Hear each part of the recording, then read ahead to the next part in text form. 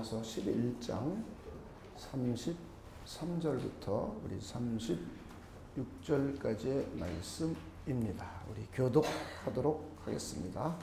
깊도다 하나님의 지혜와 지식의 풍성하며 그의 판단은 헤아리지 못할 것이며 그의 길은 찾지 못할 것이로다. 누가 주의 마음을 알았느냐? 누가 그의 모사가 되었느냐? 누가 주께 먼저 드려서 갚으심을 받겠느냐? 이는 만물이 주에게서 나오고 주로 말미암고 주에게로 돌아감이라. 그에게 영광이 세세에 있을지어다. 아멘. 우리는 계속해서 우리 하나님에 대해서 함께 생각해 보고 있습니다. 우리가 믿는 하나님은 스스로 존재하시면서 그분의 존재와 그분의 본질 그리고 그분의 속성은 영원토록 변치 않으시는 그분의 뜻과 그분이 우리에게 하신 언약, 약속, 그분의 말씀이 절대로 변치 않는 불변하시는 하나님이심을 우리 생각해 보았습니다. 그리고 그 하나님은 한계가 없으신 분입니다. 그분의 지혜와 지식에도 한계가 없고 또 그분이 시간 속에서도 한계가 없으시고 공간을 초월하여 존재하시는 그런 분이십니다. 그런데 그분은 우리 지난번에 영이시다. 영이라는 것은 몸이 없다. 몸이 없고 보이지 않습니다. 그리고 만져지지 않습니다. 그런데 그분은 전능하시고 못할 일이 없으신 분이에요.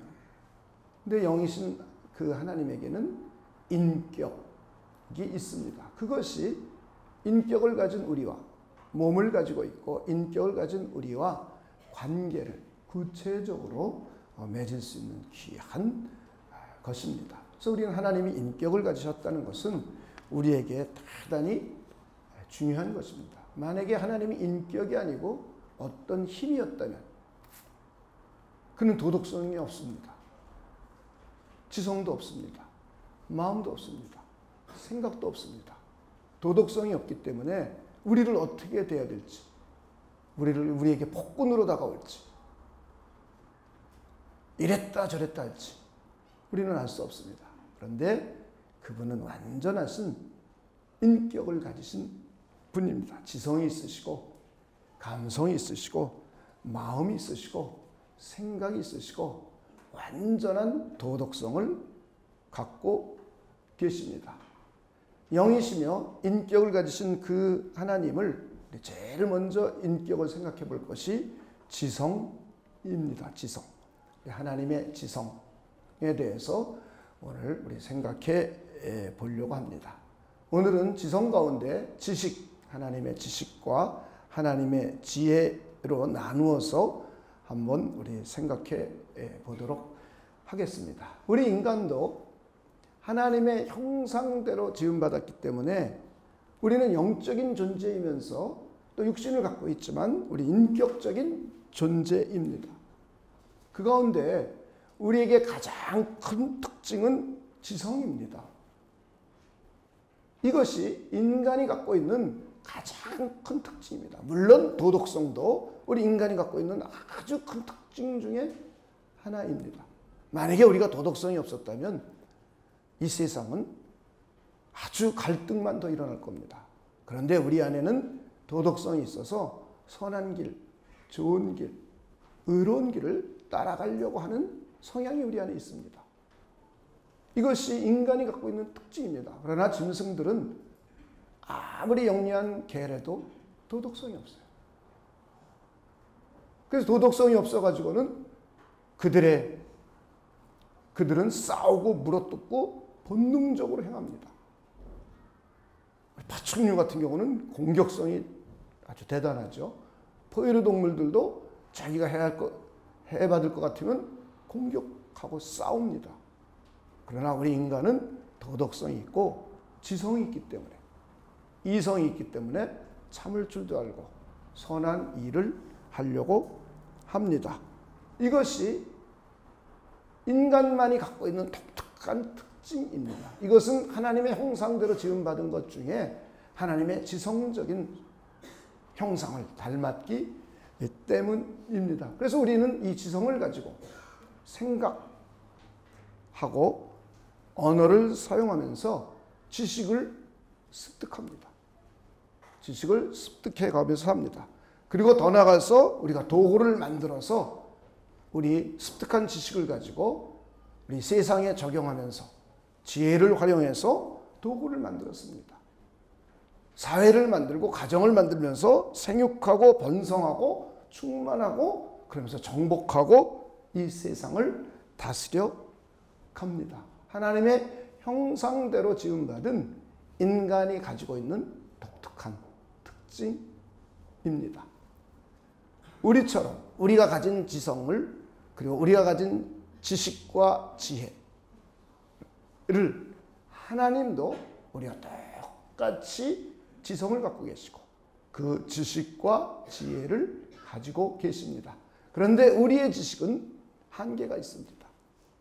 우리의 지혜도 한계가 있습니다. 우리는 모르는 것도 상당히 많이 있습니다. 어떤 때는 지혜롭지 못해서 갈등을 일으키고 또 불편함을 일으킵니다. 그런데 우리가 믿는 하나님은 완전하신 지식, 한이 없는 지혜, 무한하신 지혜를 갖고 계신 지성의 하나님이십니다. 그래서 오늘은 하나님의 지성, 그 가운데 하나님의 지식과 하나님의 지혜에 대해서 우리 생각해 보도록 하겠습니다. 먼저 우리 하나님의 지식에 대해서 생각해 보겠습니다. 우리가 믿는 하나님은 스스로 존재하시면서 그분의 존재 안에, 그분의 본질 안에 지식을 가지고 계십니다. 그래서 그 자신이 지식이기 때문에 그 지식이 변하지가 않습니다. 그리고 이 지식은 완전한 지식입니다. 그리고 하나님은 지식의 근원이 되십니다. 우리 하나님의 지식은 한계가 없고 무한하고 완전한 지식입니다. 변치 않는 영원한 지식입니다. 그리고 모르는 것이 없는 전지하신, 모든 것을 다 알고 계신 전지하신 하나님, 이 하나님의 지식의 범위입니다. 창세 전의 일, 우리는 창세 전에 있는 일들을 성경을 통해서만 일부 조금 알고 있습니다. 성경을 모르면 창세 전에 있었던 일을 그 어떠한 지식을 가지고도 알 수 없습니다.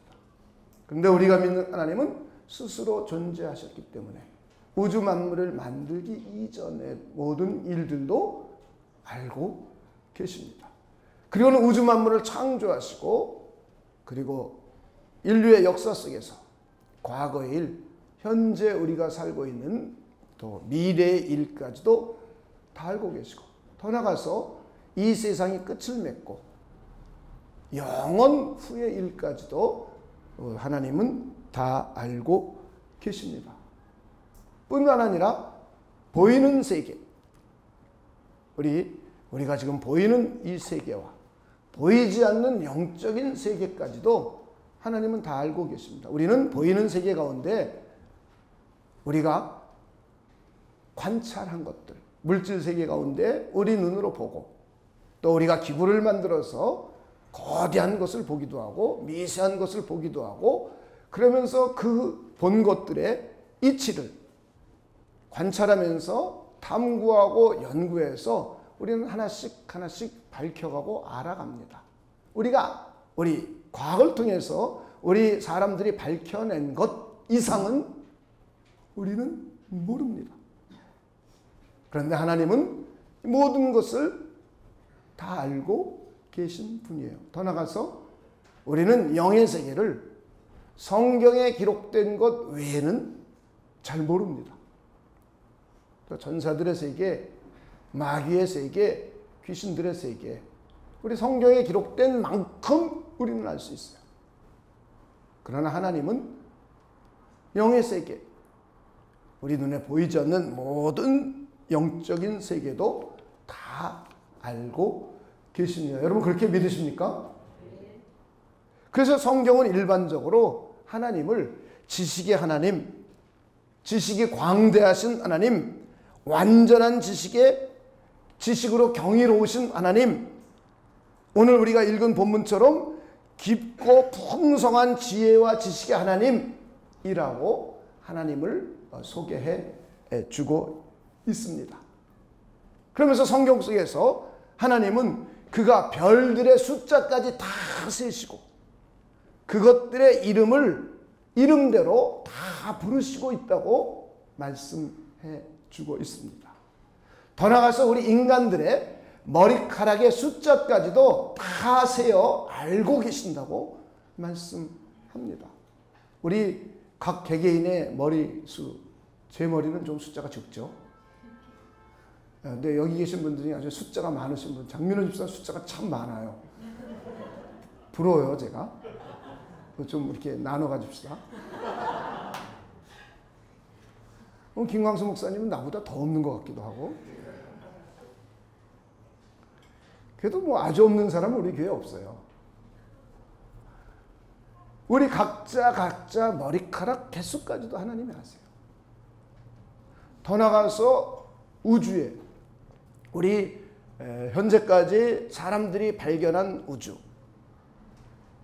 우리 우주의 범위가, 우리가 관찰할 수 있는 우주의 범위가 있죠. 거기에는 1억 개도 넘는 은하들이 있습니다. 근데 한 개의 은하계에 억 개가 넘는 별들이 있어요.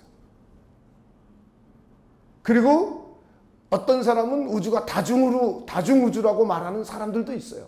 아직 정확하게 관찰되거나 증명된 건 아니지만 별들의 숫자가 어마어마하죠.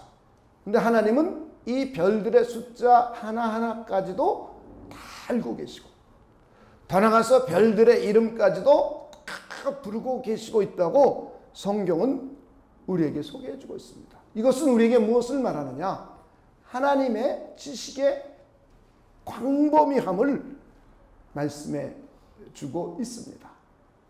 그리고는 이 하나님은 우리에 대해서, 나에 대해서 다 알고 계십니다. 이것이 우리에겐 굉장히 중요한 것 같아요. 우리가 믿는 하나님이 전지하시고 뭐든지 다 알고 계시고 영계와 무질개뿐만 아니라 영원 전, 영원 후, 그리고 우리의 과거, 현재, 미래 일들을 다 알고 계신데, 더 중요한 것은 저와 여러분에 대해서도 모든 것을 다 알고 계시다고 성경은 말씀하고 있습니다. 그래서 하나님은 저와 여러분의 심장까지도 살펴보고 계세요. 심지어 우리의 폐부를 다 시험하고 계시고 우리의 중심을 온전히 바라보고 계시면서 우리의 마음을 하나하나 감찰하고 계신다고 말씀해주고 있습니다. 그러면서 저와 여러분의 생각까지도 다 알고 계세요. 심지어 우리가 생각하는 허무한 생각까지도 다 알고 계십니다. 그러기에 성경은 각자 자기가 세운 계획을 하나님이 다 알고 계시기 때문에 자신의 계획을 하나님 앞에 숨길 수 없다고 그러셨어요. 뿐만 아니라 저와 여러분의 가는 길을 하나님이 살펴주십니다. 그리고 우리가 가는 길을 다 알고 계시면서 우리 걸음걸음 각자 걸음 숫자 하나까지도 다 세고 계시대요. 그리고는 저와 여러분의 미래까지도 다 알고 계신다고 성경은 선언하고 있습니다. 뿐만 아니라 저와 여러분이 하나님 앞에 필요해서 기도하러 나올 때 우리가 구하기 전에 우리가 무엇이 필요한지까지도 다 알고 계시며 저와 여러분이 하고 있는 행동 하나하나까지도 다 알고 계신다고 성경은 말씀하고 있습니다. 우리 한번 성경을 몇 군데서만 한번 찾아보도록 하겠습니다. 우리 시편 33편 13절입니다.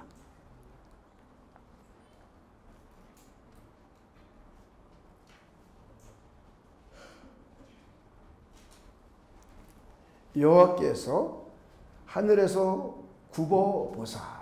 그 다음 한번 읽어봅시다. 시작. 모든 인생을 살피시며. 하나님은 하늘에서 우리를 굽어보시면서 우리의 모든 인생들을 다 살펴보고 있습니다. 그리고 시편 139편 1절에서 4절을 한번 보겠습니다.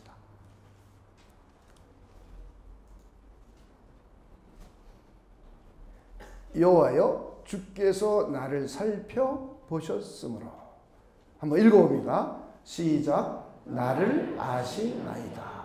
주께서 내가 앉고 일어섬을 아시고 멀리서도 그 다음 읽어봅시다. 시작.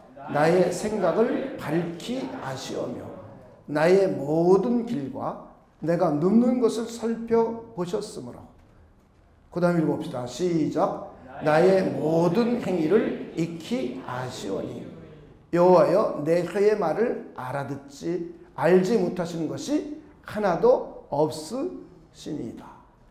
하나님이 우리 각자를 살펴보고 계시며 우리가 앉고 일어서는 것도 알고 계시고 우리의 생각, 각자의 생각도 밝히 알고 계시고 나의 모든 길, 내가 눕는 길을 살펴보시고 나의 모든 행위를 다 알고 계시면서 심지어는 우리가 하는 생각들, 사람들이 하고 있는 생각의 허무함까지도 알고 계신다고 시편 94편 11절은 말씀하고 있습니다.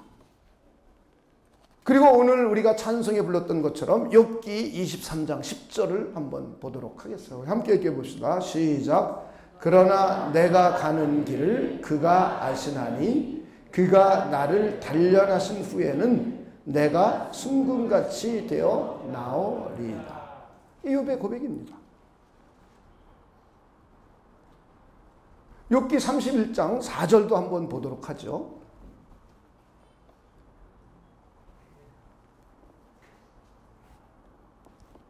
그가 내 길을 살피지 아니하시느냐? 그 다음에 읽어봅시다. 시작. 내 걸음을 다 세지 아니하시느냐?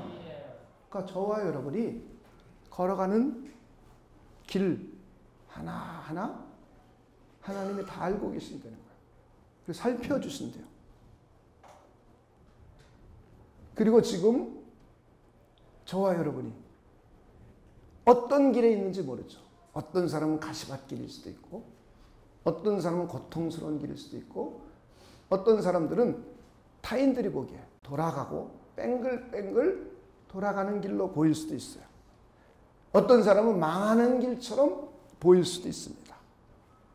그런데 우리가 믿는 하나님은 내가 지금 걸어가고 있는 이 길이 어떤 길인지 다 알고 계신대요. 그리고는 내 미래의 길까지도 다 알고 계시고 내 영원 후의 것까지도 다 알고 계신대요. 저와 여러분의 형편도 알고 계시고 저와 여러분이 무엇을 구하고 있는지도 알고 계시고 그런 하나님이 저와 여러분의 걸음걸음 모든 것을 다 알고 계신 하나님이 지금 우리와 함께 걸어가고 있다면 우리 욥의 고백처럼 그러나 내가 가는 길을 그가 아시나니 그 하나님께서 나를 지금 고난의 길이라면 고통의 길이라면 나를 단련하신 후에는 내가 순금같이 되어 정금같이 하나님 앞에 되어 나오리라는 우리 욥의 고백. 이 고백이 우리 모두의 고백이 되었으면 합니다. 하나님은 우리의 과거도 알고 계세요. 나의 미래 길도 알고 계세요. 나의 영원 후의 길도 알고 계세요. 나의 성격도 알고 계세요. 나의 성품도 알고 계세요. 내가 지금 무엇을 어려워하고 힘들어하는지도 알고 계세요. 그런 하나님이 저와 여러분과 함께 손을 잡고 지금 함께 걸어가는 거예요. 그래서 우리는 욥과 같은 이런 아름다운 신앙의 고백이 우리 영혼 속에서 쏟아져 나온다면 하나님 참 기뻐하실 겁니다. 우리는 살다 보면 어려운 일을 다 겪죠. 겪고 이제 우리가 신앙이 어릴 때는 하나님이 나에게 그럴 수 있어. 어찌 그럴 수 있어? 하나님이 살아계시다면 정말 그럴 수 있어? 뭐 이런 단계가 있기도 해요. 또 어떤 사람은 기도하라고 그랬으니까 기도로 다 물리칠 수 있어 믿음으로 기도합니다. 그래서 기도하면서 해결되기도 해요. 그리고 어떤 때는 아무리 기도해도 되지 않는 경우도 있어요. 그리고 고통스러운 길을 걸어가기도 해요. 그때 우리의 반응이 정말 하나님에 대한 믿음과 하나님에 대한 신뢰가 있다면 욥과 같이 나의 가는 길을 다 알고 계시고 나의 발걸음 하나까지 다 세고 계시고 그런 하나님이 나와 함께 하신다면 그가 나와 함께 하시면서 이 고통과 고난을 통해서 나를 단련시키고 훈련시키셔서 하나님 앞에 나를 순수한 100%의 정금과 같은 하나님의 인격에 합당한 그리스도 예수의 인격에 합당한 신령한 인격을 갖춘 좋은 그리스도인으로 우리를 성장시키지 않겠습니까? 우리는 하나님에 대한 그런 신실한 믿음이 우리에게 있기를 원합니다. 어떤 사람은 일이 잘 되면 복 받았다. 하나님이 살아계시고 하나님께 난 복 받았어 이럽니다. 어떤 사람은 일이 안 되면 하나님이 어딨냐고 합니다. 이건 애들 같은 신앙이죠. 하나님에 대한 신실한 믿음이 없는 거죠. 하나님이 누구인지 잘 모르는 것이죠.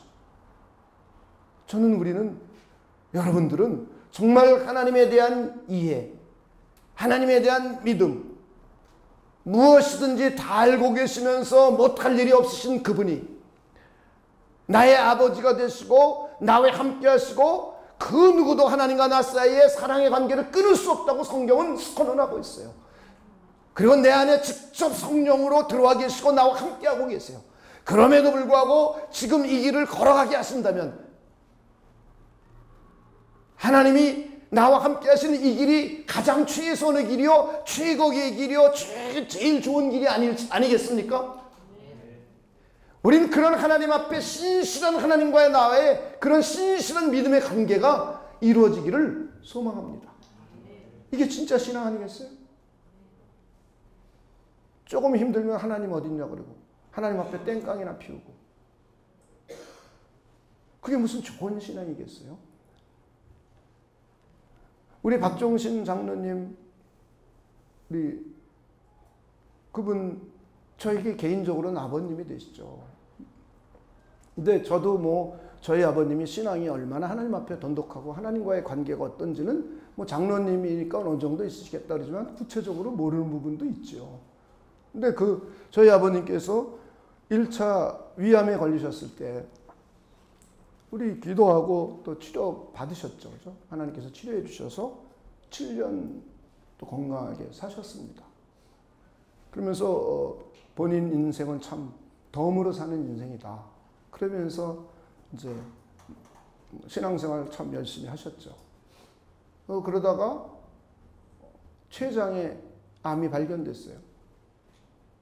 이건 다른 암입니다. 그래서 췌장암이 간으로 전이돼가지고 이제 그때는 제가 병원에 모시고 다녔는데 병원 의사가 항암 치료했으면 좋겠다고 그러시더라고요. 이거 항암 치료 안 하면 1개월 안에 돌아가실 거라고 1개월 길어야 2, 3개월 그러시더라고요. 그래서 이제 그것을 이제 저에게 얘기해서 제가 이제 병원에서 제가 어떻게 하라 마라 그럴 수는 없잖아요. 그래서 이제 대화하면서 얘기를 했습니다. 30분 정도 대화했나요? 그래서 마지막 딱 하시는 말씀이 본인 항암 치료 안 하겠다. 지금까지 덤으로 7년 이상 살았고 또 그러면 이제 하나님이 데려가시는 그 시점이 본인 인생에 있어서 가장 최고의 시점이 아니겠는가. 가장 적절한 시기에 하나님께서 데려가시겠지. 내가 항암 치료를 하느냐고 또 약과 싸울 이유가 있겠느냐. 그러시더라고요. 그래서 그때 그 이야기를 듣고 저는 참 마음에 기뻤습니다. 감명을 받았어요. 정말 하나님에 대한 신뢰도가 이렇게 있으시구나. 어떤 사람은 신앙 조금밖에 없어서 왜 나에게 이런 병이, 내가 무슨 죽을 짓을 했다고, 잘못했다고, 내가 그렇게 하나님 앞에 헌금도 하고 11조도 하고 건축 공부도 수십억씩 들였는데 나에게 어떻게 이런 일이, 내가 교회를 위해서 얼마나 봉사했는데 하나님 나한테 이럴 수가 있어. 사람마다 반응은 여러 가지일 거예요. 그런데 하나님이 내 목숨을 이 땅에서 데려가는 그 순간, 자기 인생에 있어서 가장 적절한 시기에 하나님이 데려가시지 않으시겠느냐 하시는 하나님에 대한 신뢰. 이 얘기를 저한테 말씀하셨는데 참 저에게도 개인적으로는 육신의 아버지가 되시지만 상당히 저에게도 참 위안이 되었고 참 마음이 참 좋았습니다. 자, 우리가 죽음까지도 전능하신 하나님이, 전지하신 하나님이, 나의 모든 걸 다 알고 계신 그 하나님이 이루어지는 그 시기가 바로 가장 나에게 좋은 시기, 적절한 시기가 아니겠습니까? 하나님은 우리의 모든 것을 다 알고 계신 전지하신 하나님이십니다. 저는 그 하나님과 아주 친밀해지고 여러분의 모든 것을 다 알고 계신 그 하나님을 경외하시는 분들이 되시길 주님의 이름으로 축원을 드립니다. 두 번째, 우리는 하나님의 지혜에 대해서 우리 생각해 보겠습니다. 지혜와 지식의 차이가 조금 있습니다. 지식은 우리가 보통 아는 것이죠. 지혜는 이 지식, 아는 지식을 가지고 실제적인 삶에 유익하게, 유용하게 활용하는 능력입니다. 우리 지식은 학문을 통해서 습득이 되죠. 그래서 우리 쉬운 말로 하면 학교 가서 공부해서 우리 지식이 습득됩니다. 그러나 지혜는 우리가 살아온 경륜과 사물에 대한 우리 직관적인 통찰력을 통해서 우리에게 얻어집니다. 지식이 이론적이라고 하면은 우린 지혜는 좀 실천적이고 실제적이라고 우리가 말할 수 있습니다. 지혜는 지식의 한 측면인 건 분명합니다. 지혜와 지식은 밀접하게 연관되어 있지만 지식과 지혜는 또 동일하지는 않습니다. 지식이 있다고 꼭 지혜로운 것만은 우리 아닙니다. 어떤 경우에는 지식이 전혀 없는 사람이 학자보다 훨씬 지혜로운 경우도 있습니다. 우리 선조들 보면 그분들의 그 지혜라는 것, 또 음식물을 저장한다던가 여러 가지 지혜를 보면 참 대단해요. 우리 선조들 가운데 한석봉 어머니 대단히 지혜로우시잖아요. 그 한석봉이 글을 다 마치고 이제 다 끝났다고 집으로 오니까 어머니가 불을 다 끄더니 종이를 갖고 오고 너 여기서 글씨 써라. 그리고 본인은 떡을 쓰는 거예요. 떡. 그리고 다 끝나고 난 다음에 불을 다 켜니까 한석봉 어머니는 떡이 아주 일정하게 잘 썰어져 있고 한석봉의 글은 삐뚤빼뚤 엉망진창이 됐죠. 그랬더니 한석봉이가 그걸 가지고 깨닫고 다시 공부하러 들어가서 유명한 우리 글 쓰는 사람이 되지 않습니까? 이렇게 한석봉의 어머니 같은 경우는 얼마나 자기 아들을 야단치거나 때리거나 욕하거나 그러지 않았어요. 아주 지혜롭게, 뭐 그렇다고 아내 손잡지 마시고, 왜 아내가 이렇게 때리나요? 아들을, 딸을? 자, 이렇게 참 얼마나 지혜로웠습니까, 한석봉 어머니. 그래가지고 한석봉이 다시 열심히 공부해서 유명한 우리 글 쓰는 사람이 되지 않습니까? 자, 이렇게 지혜는 지식과 연관되어 있지만 지식이 부족한 사람도 지혜로울 수 있습니다. 우리 성경에 하나님으로부터 지혜를 받은 사람들의 이야기가 참 많이 나옵니다. 우리 출애굽할 때 보면 성전을 짓게 하기 위해서 하나님이 또 두 사람을 불러서 하나님이 그들에게 지혜를 주니까 그들이 그 당시에 지금으로부터 약 3,500년 전입니다. 그 당시에 그들의 지식으로 그들의 지혜로 성전을 그리고 성전 기구들을 은금으로 세공하고 만들었어요. 그 당시의 건축 기술로 하나님께서 브살렛과 오홀리압에게 하나님의 지혜를 부어주니까 이들이 하나님의 지혜를 통해서 이 하나님의 성전을 건축하고 싶은 사람들을 전부 모이라고 해서 그들을 가르치는 교수법도 그들에게 하나님이 지혜를 주셨어요. 그리고 그것을 정교하게 만들고 그것을 나름대로 설계해서 만들게 하는 하나님의 지혜를 그들도 가지고는 그 당시에 3,500년 전에 성전을 건축합니다. 뿐만 아니라 우리는 지혜 그러면은 솔로몬 있죠. 솔로몬은 하나님과 참 사랑의 관계가 돈독했던 것 같아요.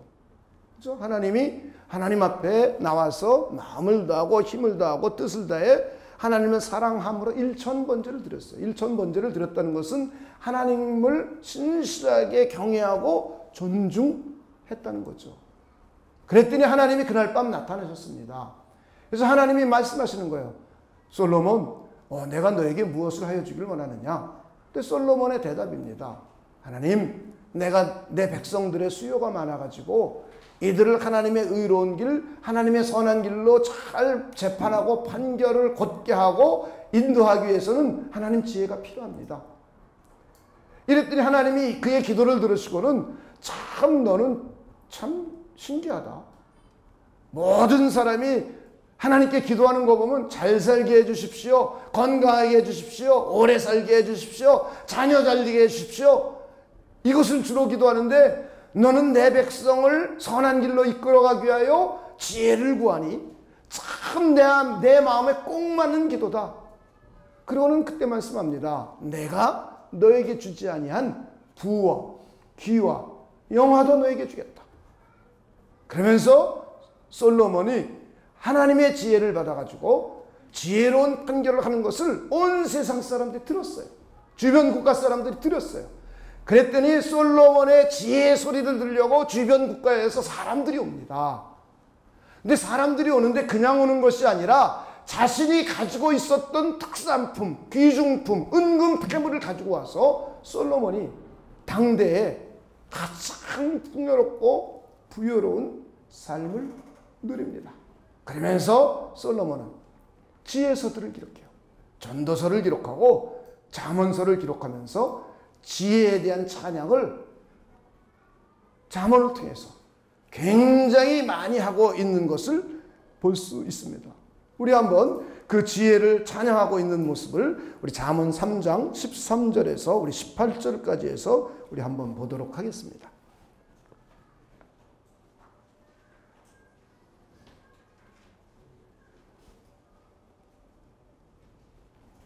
자, 13절 한번 읽어보겠습니다. 시작. 지혜를 얻은 자와 명철을 얻은 자는 복이 있나니 이는 지혜를 얻은 것이 은을 얻는 것보다 낫고. 그 다음 읽어봅시다. 시작. 그 이익이 정금보다 나음이니라.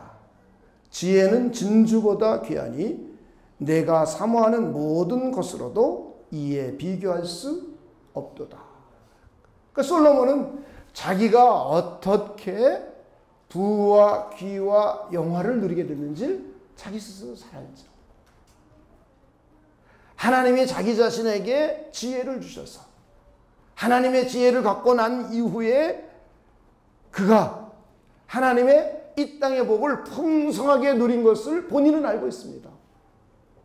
지혜를 얻는 것이 은을 얻는 것보다 더 낫고, 그리고 자기가 이익을 정금보다 낫대요. 그 이익을 얻는 것이 금을 얻는 것보다도 더 낫대요.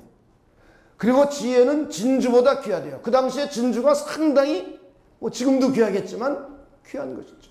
그런데 진주를 얻을래, 지혜를 얻을래, 그러면 진주보다 지혜가 훨씬 낫다는 거예요. 그리고 내가 사모하는 그 모든 것보다, 우리 사모하는 것 많습니다. 현금, 명예, 각자 되고자 하는 것, 이 사모하는 것보다 비교할 수 없을 정도로 지혜가 훨씬 좋대요. 그리고 이렇게 지혜를 얻은 사람에게는 오른손에는 장수가 있고 왼손에는 부귀가 있대요. 오른손에 있는 장수가 있다는 것은 나의 부와 귀와 영화를 내가 뭐 할 수 있다는 겁니까? 지킬 수 있다는 겁니다. 아무리 부와 귀와 영화를 가지고 있어도 내가 지킬 수 없으면 헛일이죠. 그런데 지혜를 갖고 있는 사람들은 부와 귀와 영화를 지킬 수 있는 장수가 오른손에 있대요. 그리고 왼손에는 부귀가 있답니다. 그리고 지혜를 얻은 이 사람들은 즐거운 길이래요. 그리고 그의 길은, 지름길은 다 평안하대요. 우리가 부와 귀와 영화를 갖고 있어도 평안하지 못한 사람들도 있습니다. 그런데 지혜를 갖고 있으면 부와 귀만 있는 것뿐만 아니라 장수하고 오래 살면서 고통스럽고 고난당하는 것이 아니라 오래 살고 부와 귀와 영화를 가지고 평안한 삶을 누릴 수 있답니다. 그리고는 이렇게 지혜를 가진 자는 복되도다 라고 다시 한번 선언해 주고 있습니다. 우리도 하나님의 지혜를 가지면 우리의 삶이 복된 삶이 됩니다. 저희 여러분에게 하나님의 지혜가 넘치시길 바랍니다. 근데 우리는 지금 나이들이 먹어서 지식을 더 탐구하려고 공부하는 사람도 있고 안 하는 사람도 있고 그렇습니다. 그러나 지혜는 공부 안 해도 돼요. 공부 좀 덜 해도 돼요.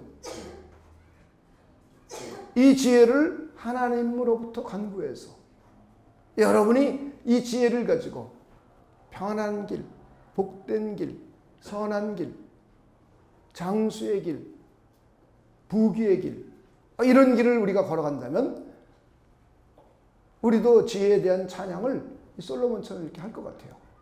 자, 다시 한번 하나님의 지혜가 풍성히 넘치시길 바랍니다. 옆에 분에게.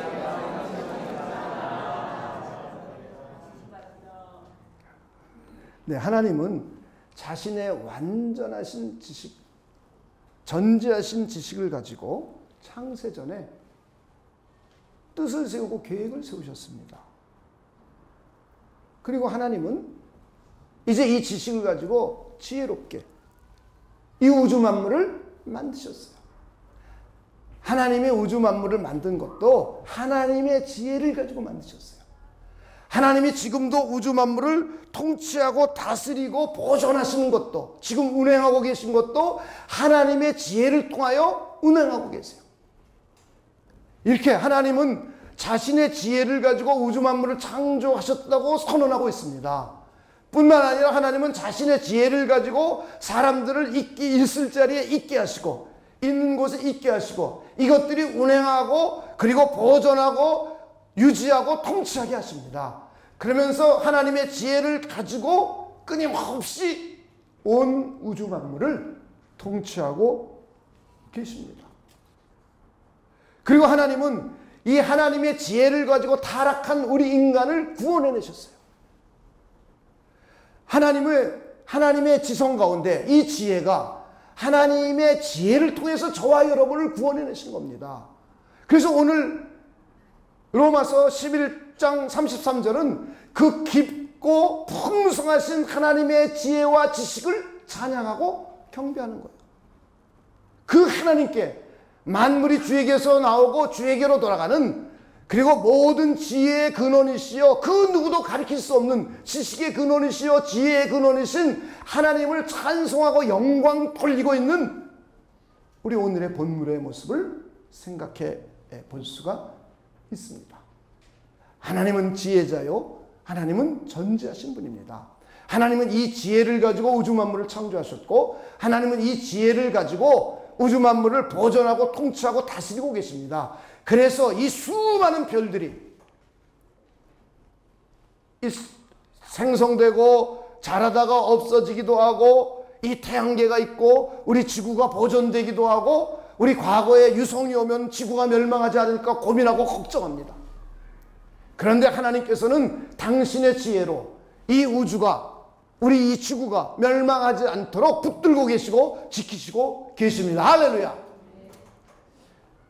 하나님은 이런 지혜의 하나님이십니다. 그래서 우리는 이 자연 세계를 우리가 이성을 가지고 관찰해내죠. 관찰하면서 설명합니다. 이게 과학입니다. 이 과학을 우리가 알면 알수록 우리는 하나님의 무한하신 지식을 하나씩 밝혀가는 겁니다. 성경은 하나님의 지식, 하나님의 지혜는 이걸 가지고 우주 만물을 창조하고 섭리하고 다스린다. 그리고 타락한 인간을 구원하였다라고 말하지 구체적으로 이 별들이 어떻게 운행이 되고 있고 만유인력이 어떻고 상대성이 어떻고 허블의 법칙이 어떻고 이런 것은 전혀 기록하고 있지 않아요.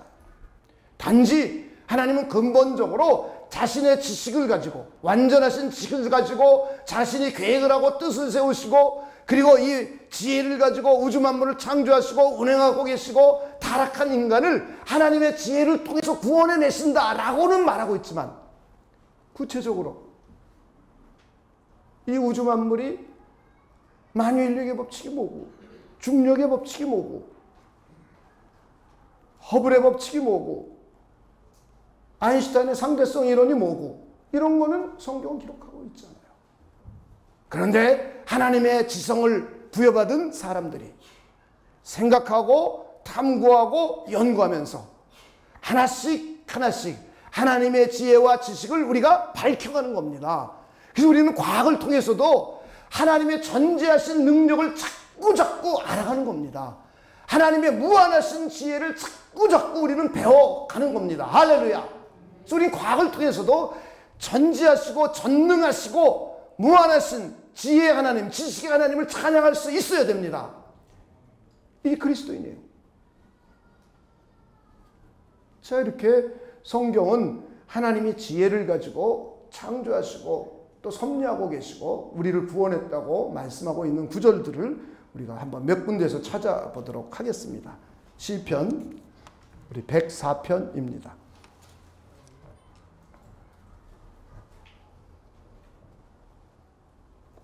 104편 24절입니다. 여호와여 주께서 하신 일이 어찌 그리 많은지요.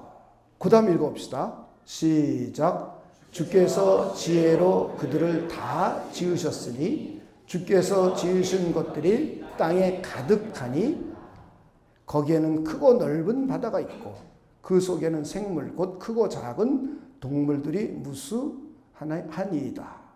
또 27절입니다. 이것들은 다 주께서 때를 따라 먹을 것을 주시기를 바라나이다. 주께서 주신즉 그들이 받으며 주께서 손을 펴신즉 그들이 좋은 것으로 만족하다가 주께서 낯을 숨기신즉 그들이 떨고 주께서 그들의 호흡을 거두신즉 그들이 죽어 먼지로 돌아가나이다. 자, 하나님이 지혜로 창조하시고 그들이 존재하다가 없어지고 이러는 모든 것, 하나님이 통치하고 다스리고 보존하시는 이 모든 것, 섭리하시는 것이 하나님의 지혜에 의해서 이루어진다는 거예요. 우리 시편 136편 5절도 한번 보도록 하겠습니다. 지혜로 하늘을 지으신 이에게 감사하라. 그 인자하심이 영원함이로다. 그러니까 하나님이 하늘도 하나님의 뭘 갖고 지었냐면 지혜. 완전하신 그분의 지혜를 가지고 지으셨습니다. 타락한 인간을 구원하는 것도 우리 고린도전서 1장 21절부터 25절까지 한번 보도록 하겠습니다. 하나님의 지혜에 있어서는 이 세상이 자기 지혜로 하나님을 알지 못하므로 하나님께서 전도에 미련한 것으로 믿는 자들을 구원하시기를 기뻐하셨도다. 유대인은 표적을 구하고 헬라인은 지혜를 찾으나. 23절 한번 읽어봅시다. 시작. 우리는 십자가에 못 박힌 그리스도를 전하니 유대인에게는 꺼리끼는 것이요 이방인에게는 미련한 것이도되 오직 부르심을 받은 자들에게는 유대인이나 헬라인이나. 그 다음 읽어봅시다. 시작. 그리스도는 하나님의 능력이요 하나님의 지혜니라. 하나님의 어리석음이 사람보다 지혜롭고 하나님의 약하심이 사람보다 강하니라. 그 당시에 유대인들은 그리스도, 우리를 구원하는 그리스도라면 능력 좀 보여줘. 무슨 십자가에 죽은 그리스도가 우리의 구원자가 될 수 있어. 말하는 겁니다. 예수께서는 요나의 표적밖에 보여줄 것이 없다 그랬어요. 유대인들은 표적을 보기를 원했습니다. 그리고 헬라 사람들, 그들은 지혜로, 인간의 지혜로 구원을 받는다고 그들은 생각했어요. 그래서 지혜를 전하는 전도자들이 무수히 많았었습니다. 그러면서 저들은 지혜가 없어서 구원받지 못한다는 거예요. 지식이 없어서, 지혜가 없어서, 영적인 세계에 대한 지식이 없어서 이들은 구원받지 못하고 망한다는 거예요. 이들이 헬라 철학 사상의 그 당시의 사상입니다. 에피쿠로스 학파라든가 전원 학파들이 그런 사상이었어요. 그리고 그런 순회 교사들이 수없이 많았어요. 여기에 대한 질문입니다. 구원받은 우리에게는 십자가의 도가 이 세상 사람들에게 어리석게 보이나 그것이 바로 구원받은 저에게는 위대하신 하나님의 능력이요 예수 그리스도가 바로 저와 여러분을 죄로부터 구원하시는 위대하신 하나님의 지혜라는 거예요. 하나님이 저와 여러분을 구원해내신 것이 하나님의 지혜에 의해서 구원해내셨다는 겁니다. 이것을 성경은 계속 말합니다.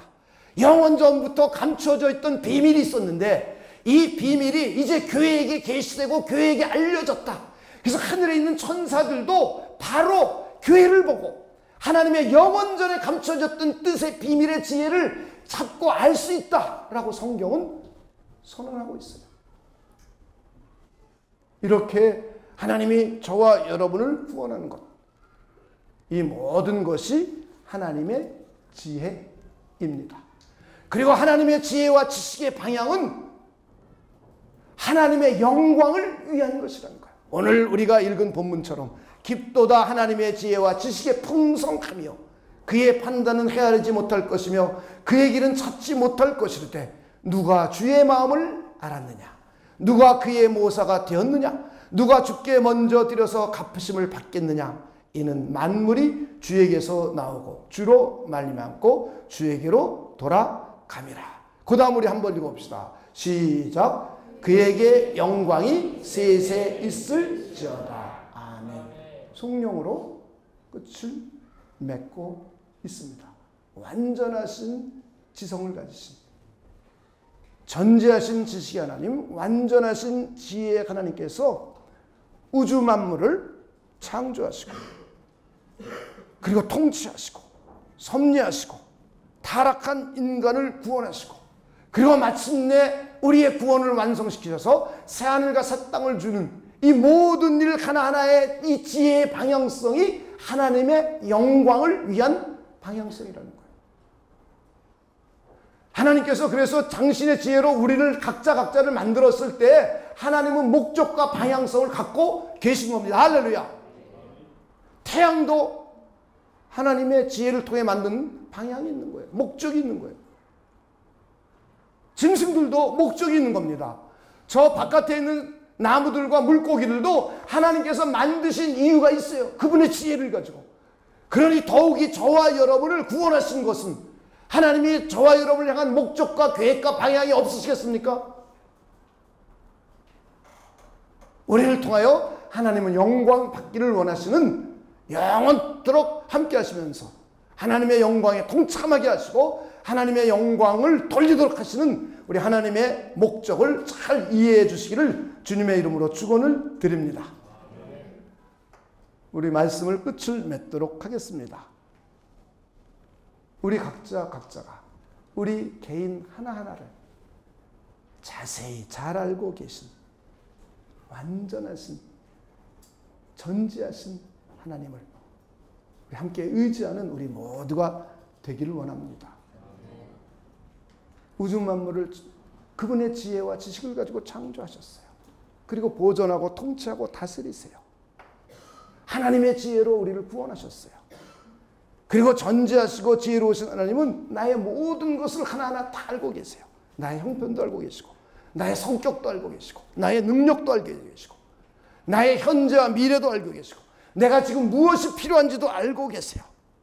그 하나님이 나와 함께 하시면서 나를 사랑하고 계시고 나와 그분의 사랑의 관계가 영원토록 끊어지지 않는 사랑의 관계 속에 있는 하나님과 나의 사이라면 나를 가장 최선의 길, 나를 가장 나에게 합당하고 좋은 길로 이끌어주지 않으시겠습니까? 나는 지혜가 부족하고 지식이 부족하여서 왜 지금 고난을 당하는지 나는 알 수 없어요. 그러나 욥의 고백처럼 내가 가는 길을 그가 하시나니 그가 나를 단련하신 후에는 내가 순금같이 되어 나오리라 라는 우리 믿음의 고백이 이루어지기를 간절히 소망해 봅니다. 그리고 하나님을 경외합시다. 하나님을 경외하는 것이 지혜의 근본이라고 그랬어요. 하나님을 경외하는 것이 지식의 근본이라고 그랬어요. 그래서 우리 아이들에게 하나님을 경외하는 법을 자꾸 교육하고 훈련시켜야 돼요. 그래야 이들이 지식의 근본을 갖게 돼요. 이들이 지혜의 근본을 갖게 됩니다.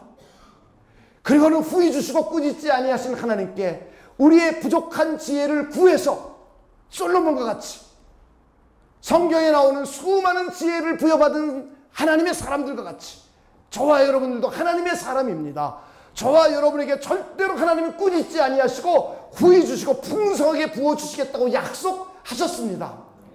우리 그 약속을 붙들고 우리의 부족한 지혜를 하나님께 간절히 구합시다. 그래서 우리 하나님의 지혜로 교회도 세워가고 하나님의 지혜로 가정도 세워가고 하나님의 지혜로 세상에 나가서 일하고 하나님의 지혜로 아이들과 딸들을 잘 양육하실 수 있는 분들이 되시기를 주님의 이름으로 축원을 드립니다. 하나님께서 우리 모두를 가장 최선의 길, 가장 좋은 길, 하나님의 영광스러운 길로 이끌어 주십니다. 우리 기도하겠습니다. 하나님의 지성에 대해서 특별히 그 가운데 하나님의 완전하시고 전지하신 지식과 하나님의 지혜에 관해서 우리 함께 살펴보았습니다. 하나님 아버지, 지금 이 시간 우리 마음에 깊은 사랑의 마음, 또 하나님의 마음을 주셔서 지혜를 구하고 또 지식을 구하고 하나님을 경외하고 존중하고 하나님이 나의 모든 것을 잘 알고 계시고 가장 최선의 길로 한 걸음 한 걸음 이끌어 주시고 나와 함께 하신다는 믿음이 우리 영혼에 흘러 넘치도록 하나님께서 역사하여 주시옵소서. 하나님께서 우리 모두를 그런 믿음의 사람으로 축복하여 주시고 성장시켜 주시고 이끌어 주실 것을 믿고 감사를 드리며 예수님의 이름으로 기도하옵나이다. 아멘.